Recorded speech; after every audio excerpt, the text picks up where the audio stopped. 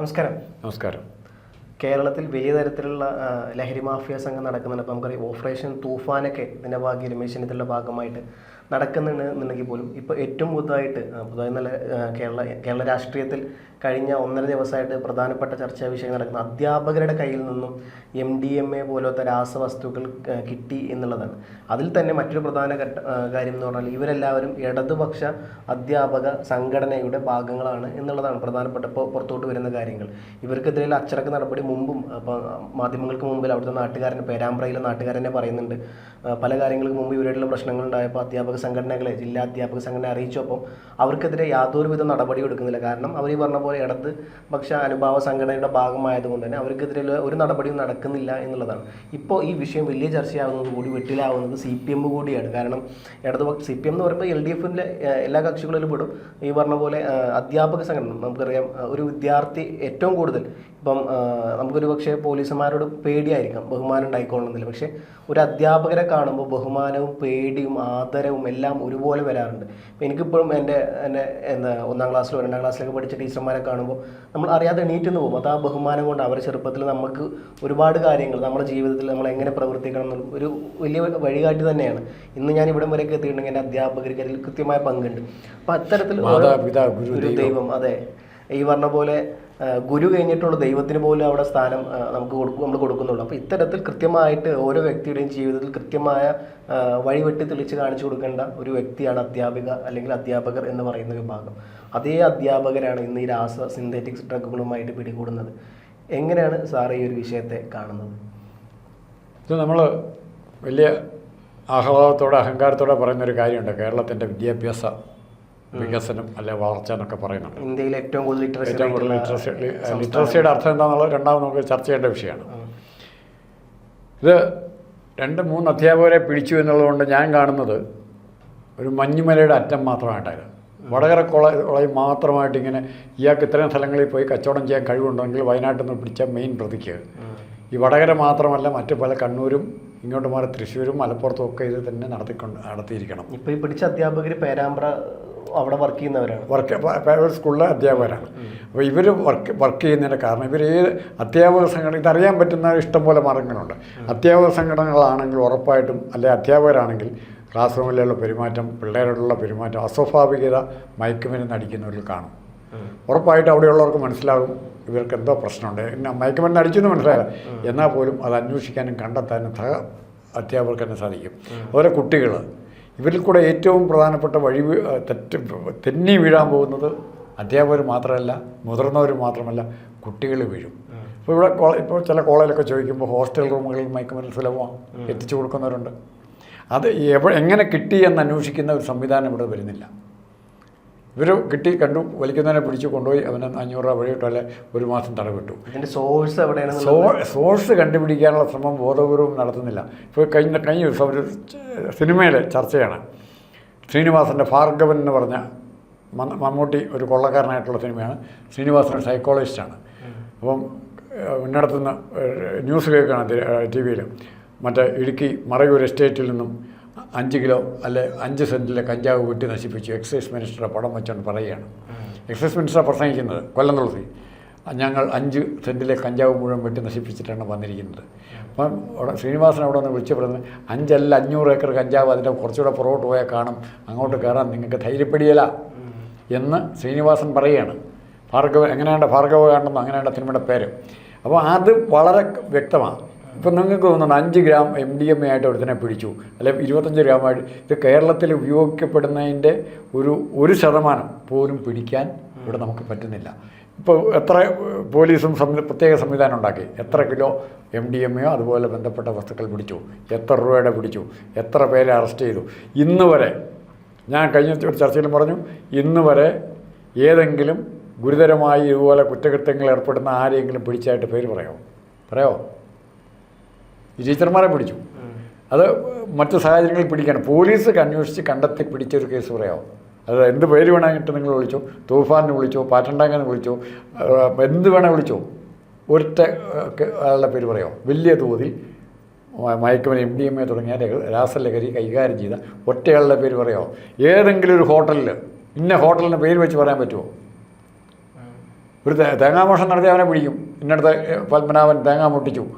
ഈ ഏതെങ്കിലും വലിയ ഹോട്ടലുകളിൽ നിന്ന് പിടിച്ച് പറയുമോ? അതിനാ ഇവിടെ 2 ഹോട്ടലുകൾക്ക് ഇപ്പോൾ കോടതി കേസ് വന്നിട്ടുണ്ട്. ഹോട്ടലിൻ്റെ മുറികളിൽ ഈച്ച കണ്ടുവെന്നും പറഞ്ഞ് ഹോട്ടലുകളിലൊക്കെ സ്റ്റേ ഓർഡർ കൊടുത്തിരിക്കുക. അത് കോടതി റദ്ദാക്കി. അപ്പോൾ അത്തരം കേസുകൾ പിടിക്കാനല്ലാതെ, ഈച്ചയും പാറ്റയും പിടിക്കാനല്ലാതെ ഗൗരവമേറിയ ഒരു കാര്യത്തിന് നടത്താൻ തൂഫാൻ ആർക്കെങ്കിലും സാധിക്കുന്നുണ്ടോ? ഇതിൽ തന്നെ ഈ ടീച്ചർമാരുടെ കാര്യം വരുമ്പം പ്രധാനപ്പെട്ട കാരണം ഇവർ താൽക്കാലിക അധ്യാപകന്മാരാണ്. അതായത് പെർമനൻറ്റ് ടീച്ചേഴ്സ് അല്ല ഇവർ, താൽക്കാലികമായിട്ട് വർക്ക് ചെയ്യുന്നവരാണ്. അപ്പോൾ ഇവരുടെ സാലറി ഒക്കെപ്പാടെ കൂട്ടി വെച്ചാൽ പോലും അവരുടെ ബാങ്ക് അക്കൗണ്ടിൽ അല്ല, അവിടെ സംശയങ്ങളും ചോദ്യങ്ങളും വരുന്നേ. താങ്കൾ ആദ്യം പറഞ്ഞില്ല, ഇടതുപക്ഷ സംഘടനയായിട്ട് ബന്ധപ്പെട്ടതാണെങ്കിൽ ഈ താൽക്കാലിക അധ്യാപകരെ നിയമിക്കണമെങ്കിൽ എംപ്ലോയ്മെൻറ്റ് രജിസ്റ്റർ ചെയ്ത അധ്യാപകർ 100 പല ആൾക്കാരുള്ള സമയത്താണ് ഇവരെ താൽക്കാലികമായിട്ട് ആരെ നിയമിച്ചിട്ടുണ്ടോ അന്നത്തെ ഭരണകക്ഷി ഏതാണോ അവരുമായി ബന്ധമുള്ളവരെ വരുള്ളൂ. സ്വാഭാവികമായിട്ടതാണ്. ഇപ്പോൾ ട്രാൻസ്പോർട്ടിലാണെങ്കിലും ഏത് സ്ഥലത്താണെങ്കിലും താൽക്കാലികക്കാരെന്ന് പറഞ്ഞാൽ ഭരിക്കുന്ന കക്ഷിയുടെ ഏതെങ്കിലും തരത്തിൽ ബന്ധമുള്ളവരായിരിക്കും. അപ്പോൾ സംശയം വേണ്ട, താൽക്കാലികമാണെങ്കിൽ CPM-മായി ബന്ധപ്പെട്ടവർ തന്നെയായിരിക്കും. ഒന്നിൽ സാമ്പത്തിക ബന്ധങ്ങളുള്ളവരായിരിക്കും, അല്ലെങ്കിൽ മയക്കുമരുന്ന് തന്നെ ബന്ധം കാണും. CPM-ൻ്റെ ഏതെങ്കിലും വലിയ നേതാക്കന്മാർക്ക് മയക്കുമരുന്ന് ബന്ധമുണ്ടോ, ഞങ്ങളതിനെ സഹായിക്കണമെന്ന് പറഞ്ഞാൽ ഇവരെ നിയമിച്ചെങ്കിലും അങ്ങനെ വരത്തില്ലേ? കോളേജുകളിലുണ്ട്, പല കോളേജ് ഹോസ്റ്റലുകളെ കുറിച്ചും പരാതിയുണ്ട്. മയക്കുമരുന്ന് അറിയാവുന്ന, നമുക്ക് ചില കോളേജിൽ അറിയാവുന്ന പറഞ്ഞു കേൾക്കുന്നുണ്ട്. പക്ഷേ ഇത് തടയാനുള്ള ഒരു ശ്രമത്തിൻ്റെ ഏറ്റവും പ്രധാനപ്പെട്ട മുന്തമുനയായിട്ട് നിൽക്കേണ്ടവരാരാ? രമേശ് ചെന്നിത്തല തൂഫാൻ SIO, സർക്കിൾ ഇൻസ്പെക്ടറോ DSP ഒന്നുമല്ല. ഇത് തടയാൻ നിൽക്കണമെങ്കിൽ അതിൻ്റെ മുന്നിൽ നിൽക്കേണ്ടത് അധ്യാപകരാണ്. അവരാണ് കുട്ടികളായിട്ട് ഏറ്റവും കൂടുതൽ ഇൻട്രാക്ട് ചെയ്യുന്നത്. വീട്ടിലെ സ്വന്തം മാതാപിതാക്കളെ കൂടുതലായിട്ട് പിള്ളേർ കാര്യങ്ങൾ ഷെയർ ചെയ്യുന്നത് അവരെ പഠിപ്പിക്കുന്ന അധ്യാപകരുമായിട്ടാണ്. മാത്രമല്ല ക്ലാസ്സിലെ ഇവരുടെ ഓരോ പെരുമാറ്റം വാച്ച് ചെയ്യാൻ പറ്റും. അപ്പം മയക്കുമരുന്നിൻ്റെ സ്വാധീനം ആ കോളേജിലെ അല്ലെങ്കിൽ സ്കൂളിലെ കുട്ടികൾക്ക് ഉണ്ടാകുന്നുണ്ടെങ്കിൽ വളരെ പെട്ടെന്ന് ഐഡൻറ്റിഫൈ ചെയ്യാനും വേണ്ട നടപടി എടുക്കാൻ അവർക്ക് സാധിക്കും. ഇതിപ്പം ഈ പറഞ്ഞ പോലെ അധ്യാപകരുടെ അക്കൗണ്ട് ലക്ഷക്കണക്കിന് രൂപയുടെ ട്രാൻസാക്ഷനൊക്കെയാണ് നടന്നുകൊണ്ടിരിക്കുന്നത്. അവരെ മൊത്തം സാലറി വെച്ചാൽ പോലും ഇത്തരത്തിലുള്ള ഒരു ക്യാഷ് അവർക്ക് കിട്ടില്ല എന്നുള്ളതൊക്കെയാണ് ഉദ്യോഗസ്ഥന്മാർ പറയുന്നത്. മാത്രമല്ല ഇതൊരു കോളേജ് സ്കൂളിൽ മാത്രമാണത്. അല്ല, ഇപ്പം നമുക്ക് കിട്ടിയത് ഒറ്റ സ്കൂളിലത്തെ കേസ് മാത്രമേ പുറത്തു വന്നിട്ടുള്ളൂ. അപ്പോഴേക്കും കേരളം ഇത്തരത്തിൽ വിറച്ചോന്നുണ്ടെങ്കിൽ നമ്മൾ അറിയാത്ത എത്രത്തോളം കാര്യങ്ങളുണ്ടാവും അടിത്തട്ടിൽ. ആ രീതിയിൽ ആലോചിക്കുക. അധ്യാപക സംഘടനകളുടെ നിലപാട് തന്നെ പറഞ്ഞിട്ടുണ്ടോ എല്ലാവരും? ആ കോളേജിൽ SFI കാണുമല്ലോ, വളരെയല്ലേ, പേരാമ്പ്രയല്ലേ, വലിയ സംഘടനയായിരിക്കും SFI. SFIക്കാർക്ക് ഇതെല്ലാം പിടിയിട്ടിട്ടുണ്ടോ? അതിനാ ആ കോളേജ് മുഴുവൻ അരിച്ചു പിറക്കും. അവർക്ക് ഇതിനകത്ത് ഒരു വേറെ സ്റ്റുഡൻ്റോ വേറെ അറ്റൻഡോ ഒരാളുണ്ടല്ലേ ഏജൻ്റായിട്ട്, വയനാട്ടുകാരൻ, അയാളെ ഇത് പാർട്ടിയാണ്. ഏത് പാർട്ടിയാണ്? നമ്മൾ ഇന്ന SFI ആണെങ്കിലും KSU ആണെങ്കിലും ABVP ആണെങ്കിലും എല്ലാം ഈ ഇടപാടിൽ പോകുന്നവരെല്ലാം ഒറ്റക്കെട്ടാണ്. അത് നിങ്ങൾ പേടിക്കണ്ട. അവരെല്ലാം ഇപ്പോൾ ഇങ്ങനെ ഇവരെ ചെയ്യാനായിട്ട് ഈ രംഗത്തേക്ക് പറഞ്ഞു വിടുന്നവരാരാണ്? അധ്യാപകരെ എന്ത് ചെയ്യാൻ പറ്റും? അവിടെ അധ്യാപക സംഘടന റോൾ വളരെ പ്രധാനപ്പെട്ടതാണ്. കുട്ടികളെ ഇപ്പം ഏത് ക്യാമ്പ് എടുത്തു, ഇപ്പോൾ സ്പോർട്സ് കോച്ചിങ് ക്യാമ്പുകൾ ഏറ്റവും കൂടുതൽ പരാതി വരുന്നത് എവിടെ നിന്നല്ലേ? ഡോപ്പ് ടെസ്റ്റിന് ഏറ്റവും കൂടുതൽ പിടിക്കപ്പെടുന്ന അത്ലറ്റുകൾ എവിടെയുള്ളതെന്നറിയോ? ഉത്തേജക മരുന്ന് കഴിച്ച് പിടിക്കപ്പെടുന്നവർ ഇന്ത്യക്കാരുണ്ട് ഒത്തിരി. അതെങ്ങനെ, എന്തുകൊണ്ടാണ് അങ്ങനെ വരുന്നത്? ക്യാമ്പുകൾ, നീന്തൽ ക്യാമ്പുകൾ, നീന്തൽ പരിശീലന ക്യാമ്പുകൾ, NCC കേട്ടിട്ടില്ല. സിനിമയിലെ കാരവൻ ടെസ്റ്റ് ചെയ്യുന്നുണ്ട്, ഒരു ഓട്ടോറിക്ഷ പോലും ടെസ്റ്റ് ചെയ്യാൻ തൂവാൻ പാർട്ടിക്ക് പറ്റിയിട്ടുണ്ടോ? അതിനാ അത് one thing is very clear that like ഉന്നത ഉദ്യോഗസ്ഥന്മാരിലോട്ട് എത്തുമ്പോൾ, ഈ പറഞ്ഞ പോലെ സിനിമാ നടന്മാരിലോട്ട് എത്തുമ്പോൾ, അല്ലെങ്കിൽ സാമ്പത്തികമായി എന്താ പറയുക സമൂഹത്തിൽ അറിയപ്പെടുന്ന നേതാക്കന്മാരിലോട്ട് എത്തുമ്പോൾ ഇത്തരത്തിലുള്ള കേസുകളൊന്നും എവിടെ എത്തില്ല. ഈ പറയപ്പെട്ട പോലെ വലിയ അറിയാണ്ടിരിക്കുന്ന കുഗ്രാമങ്ങളിൽ ഈ പറഞ്ഞ പോലെ സാറ് പറഞ്ഞ പോലെ 5-10 ഗ്രാം MDMA ബന്ധപ്പെട്ട ആൾക്കാരൊക്കെ കൃത്യമായിട്ട് പിടിക്കുമ്പോഴും ഇതിൽ നിന്നും പെടാത്ത ഒരുപാട് കാരവാൻ നേതാക്കന്മാർ ഒരുപാടുണ്ട്. പക്ഷെ അവരിലോട്ടൊന്നും കേസ് എത്തുന്നില്ല എന്നുള്ളത് മറ്റൊരു വശമാണ്. അപ്പം ഓപ്പറേഷൻ തൂഫാൻ കൊണ്ട് ഉപകാരം ഉണ്ടോ എന്ന് ചോദിച്ചു കഴിഞ്ഞാൽ ഒരു പരിധി വരെ എനിക്ക് പലപ്പോഴും തോന്നിയിട്ടുണ്ട്. അതൊരു പ്രചരണപരമായ ഒരു ആയുധമാണ്. പ്രചരണപരമായിട്ട് ഒത്തിരി പേരിൽ ഭയവും ഉദ്യോഗസ്ഥന്മാരുൾപ്പെടെ ഉപയോഗിക്കുന്നവരിലൊക്കെ ഭയമുണ്ട്. കുറച്ചുകൂടെ സൂക്ഷിച്ച് ഉപയോഗിക്കണം, അല്ലെങ്കിൽ പിടി വീഴുന്നൊരു പേടി വന്നിട്ടുണ്ട് അവിടെ. അപ്പം ആൾക്കാർക്കാണെങ്കിൽ നേരിട്ട് ഇടപാട് നടത്തും. കഴിഞ്ഞ 10 വർഷം ഇല്ലാത്ത ചെറിയൊരു പേടി ഇപ്രാവശ്യം ചെറുതായിട്ട് തുടങ്ങിയിട്ടുണ്ട് എന്നുള്ളത് സത്യാവസ്ഥയാണ്. അപ്പം ഞാൻ അങ്ങനെ ആലോചിക്കായിരുന്നു, കഴിഞ്ഞ 10 വർഷമായിട്ട് ഇങ്ങനെ എന്താ പറയുക വിപുലമായിട്ട് ഈ സാധനം നടത്തിയിട്ടുണ്ട്. അപ്പം ഈ ഒരു 5 വർഷം കൂടി കിട്ടിയിരുന്നെങ്കിൽ, 15 വർഷം കൂടി കിട്ടിയിരുന്നെങ്കിൽ CPM-ന് ഈ പറഞ്ഞ പോലെ കേരളം ലോകത്തിന് തന്നെ ഏറ്റവും കൂടുതൽ മയക്കുമരുന്നിൻ്റെ ഹബ്ബായിട്ട് കേരളം മാറുമായിരുന്നു. ഈ പറഞ്ഞ പോലെ ലിറ്ററസി റേറ്റ്, അതെ ലിറ്ററസി റേറ്റിൻ്റെ കാര്യത്തിൽ മുൻപന്തിയിൽ എത്തിയ പോലെ തന്നെ മയക്കുമരുന്നിൻ്റെ കാര്യത്തിൽ ഒരു പക്ഷേ എത്തിക്കഴിഞ്ഞാൽ പുതിയ ഭാഷയൊക്കെ കണ്ടുപിടിക്കും. അതിന് പുതിയ ടെർമിനോളജിയൊക്കെ എന്തായാലും വരും. ഇനി ഒരു കാര്യം കൂടെ ഞാൻ പറയാം. പിണറായി വിജയനും അദ്ദേഹത്തിൻ്റെ മരുമകൻ പോയതല്ല, ടൂറിസ്റ്റ് മന്ത്രിയായ റിയാസും അവർക്ക് അധികാര സ്ഥാനമാനങ്ങൾ നഷ്ടപ്പെട്ടതിൽ ഞാൻ വ്യക്തിപരമായി ഭയങ്കരമായിട്ട് സന്തോഷിക്കുന്നു. റിയാസ് പിണറായി വിജയൻ്റെ അറിവോടെ സമ്മതത്തോടെയാണെന്ന് നടത്തില്ല. കഴിഞ്ഞ റിയാസ് ഇരുന്ന സമയത്തെ ബജറ്റിൽ ടൂറിസം ഡെവലപ്മെൻറ്റിൻ്റെ ഭാഗമായി കേരളത്തിൽ ഇല്ലാത്ത ഒരു ടൂറിസം പരിപാടി പ്രോത്സാഹിപ്പിക്കാൻ കാരവൻ ടൂറിസം എന്ന് പറഞ്ഞാൽ ഒരു കാരവൻ നമുക്കുണ്ടെങ്കിൽ ഒരു ടൂറിസ്റ്റ് വകുപ്പുമായിട്ട് ബുക്ക് ചെയ്താൽ ഇതും കൊണ്ട് നമുക്ക് എവിടെ വേണേൽ പോകാം. അതിൽ ആൾക്കാരെ വരുന്ന യാത്രക്കാരെ കൊണ്ട് എവിടെയെങ്കിലും പോകാം.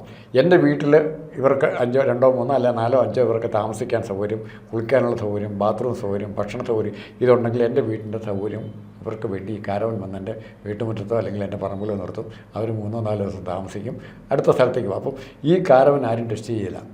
ഔദ്യോഗിക വാഹന, ടൂറിസ്റ്റ് ഡിപ്പാർട്ട്മെൻറ്റ് വാഹന, റിയാസിൻ്റെ വാഹന. റിയാസിൻ്റെ അമ്മായിപ്പം ഭരിക്കുന്ന വകുപ്പാണ് ടെസ്റ്റ് ചെയ്യേണ്ടത്. ഈ കാരവൻ വഴി ഉപയോഗിച്ച് ഇവിടെ എന്തെല്ലാമായിരിക്കണം പ്ലാൻ ചെയ്തിരിക്കണം എന്ന് ആലോചിക്കുക. അത്യാവശ്യ സംഘടന ഉണ്ടെന്ന് പറഞ്ഞപ്പോഴാണ് എനിക്ക് എൻ്റെ സംശയം. അന്ന് നമ്മൾ ചർച്ച പറഞ്ഞതായിരുന്നു. കാരവൻ ടൂറിസം കേരളത്തെ ഇല്ലാതാക്കാൻ പറ്റുന്ന സാധനമാണ്. എല്ലാ വീടുകളിലും ബോംബ് പോലെ എത്തും, മയക്കുമരുന്നെത്തും. അതിന് പച്ചക്കൊടി കാണിച്ചിട്ടാണ് ആര് വന്നിരിക്കുന്നത്? റിയാസ് വന്നിരിക്കുന്നത്. ടൂറിസം വേറെ അദ്ദേഹം ജയിച്ചു, നല്ല കാര്യം. ഇതൊക്കെ കാണട്ടെ. വടകരയല്ലേ, തൊട്ടടുത്താണ്.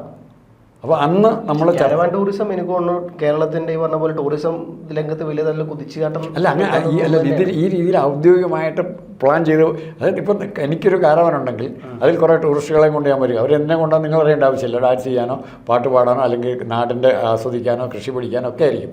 പക്ഷേ അവിടെ നിങ്ങളുടെ വസ്തുവിലോ പറമ്പിലോ കൊട്ടടുത്ത സ്ഥലം ഉണ്ടെങ്കിൽ ഈ കാരവൻ 2, 3 അല്ലെങ്കിൽ 5, 6 ദിവസത്തേക്ക് അവിടെ പാർക്ക് ചെയ്യാൻ സമയം കൊടുക്കുന്നു. ഈ ഡീസൽ അടിക്കാനോ തുടയ്ക്കാനോ ഇല്ല. അപ്പോൾ ഈ കാരവൻ ഉപയോഗിച്ച് മയക്കുമരുന്ന് കൊണ്ടുവരികയും അതിൽ വെച്ച് കഴിക്കുകയും ചെയ്താൽ ആ കാരവൻ തൊടാൻ ഒരു പോലീസുകാരൻ ധൈര്യപ്പെടുമോ? ആ കാരവനെ തൊടാൻ ടൂറിസ്റ്റ് ഡിപ്പാർട്ട്മെൻറ്റ് റിയാസ് എൻഡോഴ്സ് ചെയ്തിരിക്കുന്ന ഒരു കാരവനെ തൊടാൻ ധൈര്യമുള്ള ഒരൊറ്റ പോലീസുകാരൻ കാണണോ? ഒരുത്തം കാണില്ല ഇവിടെ. അങ്ങനെയായിരിക്കും പലരും പരിശോധിക്കാതെ വിട്ടതുകൊണ്ട് തന്നെയായിരിക്കും അധ്യാപകർക്കൊക്കെ ഇന്ന് തുടങ്ങിയതല്ല. ഇവർക്കൊരു പരിധിയില്ലെങ്കിൽ ഒരു ദിവസം കൊണ്ട് കിട്ടി എന്ന് തൊട്ട് തുടങ്ങിയെന്ന് അന്വേഷിക്കണം. ഇതിൻ്റെ കാലമുണ്ട്. ഇവർ മയക്കുമരുന്ന് കടത്താൻ തുടങ്ങി ഇന്നലെ അല്ല, എന്ന് തൊട്ട് ആരൊക്കെയാണ്, ഏതൊക്കെ പരിശോധന നടന്നിട്ടുണ്ട്, അവർ പോകുന്ന സ്കൂൾ ബസ്സിലാണോ പോകുന്നത്, അവർ പഠിപ്പിച്ച കുട്ടികളെ അവരെ പരിശോധിക്കണം. ഇതിപ്പോൾ കുട്ടികളായിട്ട് ഈ പറഞ്ഞ പോലെ സൈക്കോളജി വിഭാഗമായിട്ട് കുട്ടികളെ കൗൺസിലിംഗ് മാത്രം പറയുന്നുണ്ട്. ഇപ്പോൾ ഐസ്ക്രീം ഇപ്പോൾ നമ്മൾ ചില പോലീസ് ഉദ്യോഗസ്ഥരുടെ ക്ലാസ്സിലൊക്കെ പറയും ഒരു പർട്ടിക്കുലർ കടയിലേക്ക് ഐസ്ക്രീം കൊണ്ടുവന്നിരിക്കുന്നു, ആ കടയിൽ ഭയങ്കര തിരക്കാണെങ്കിൽ ആ കട സംശയിക്കണം എന്നാണ് പറയുന്നത്. അല്ലെ അതുപോലത്തെ സാധനങ്ങൾ, ജ്യൂസ്, ചില കടകളിൽ ഭയങ്കര തിരക്കായിരിക്കും ജ്യൂസ് കുടിക്കാൻ, നാരങ്ങാളം കുടിക്കാൻ. ആ കടകൾ സംശയിക്കണം. എങ്ങനെ അവിടെ അത്രയും പേര് ചെല്ലുന്നു? കാരണം ഇതാ, 1, 2 ദിവസം നിങ്ങൾ ഉപയോഗിച്ച് കഴിഞ്ഞാൽ വീണ്ടും ഉപയോഗിക്കേണ്ടി വരും. പിന്നെ ഒരു കാര്യം കഥ പറയാനുണ്ട്. അത് ഇപ്പോൾ തൽക്കാലം പറഞ്ഞ് നമുക്ക് തെളിവില്ലാത്തതുകൊണ്ട് പറയുന്നില്ല. അത് ഇത്തിരി ജാതി അല്ലെ മതപരമാവും. ശബരിമലയിലേക്ക് ബോംബെ നിന്നൊക്കെ തീർത്ഥാടകർ വരാൻ തുടങ്ങിയതിൻ്റെ പിന്നിൽ ഒരു കഥയുണ്ട്. ഇതിവിടെ പറയുന്നില്ല. നമ്മൾ അപ്പോൾ ഇത്രയും ആലോചിക്കുക. ഇത് വീണ്ടും നമുക്ക് ചർച്ച ചെയ്യപ്പെടുന്ന ഒരു വിഷയമാണ്. അതിന് തയ്യാറെടുത്തിരിക്കുക.